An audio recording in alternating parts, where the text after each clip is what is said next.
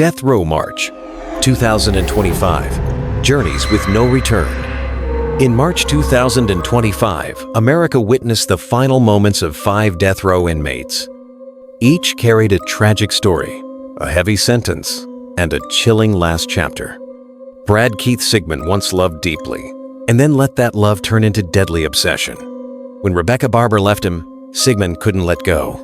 On a fateful night, armed with a baseball bat, he ended the lives of her parents. 23 years later, in the cold firing chamber of South Carolina, Sigman ate his final meal, 4 pieces of fried chicken, mashed potatoes, and a slice of cheesecake before bullets tore through his heart. In his last words, he quoted the Bible, pleading to end the death penalty. But by then, there was no road left for him. Jesse Hoffman was only 18 when he threw his life into darkness.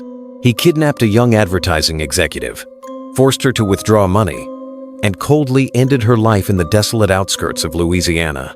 For over 2 decades, Hoffman lived in silence, and in the end, he died in silence.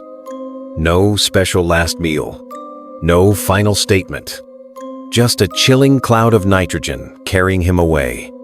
Aaron Gunches, a fugitive in the Arizona desert, once gunned down a man over a few dollars. Strangely, he never fought his death sentence. Instead, he repeatedly requested to be executed sooner. When his day finally came, Aaron slowly savored a Western-style burger and sweet baklava, as if ready to embrace fate before the lethal drugs coursed through his veins. Edward James stepped into a home one night and unleashed a nightmare across 2 generations. A young girl and her grandmother fell victim to his brutal rage. At his final hour, James neither pleaded nor protested. He simply stated that he didn't want to die, but accepted that death was the right punishment for the horrors he had committed. Wendell Gryom, after a night of drunken madness in Oklahoma, chose a house at random and forever shattered the lives inside. In his last moments, Gryom ate a supreme pizza, washed it down with cold Coca-Cola, and apologized for the hatred and grief he had sown.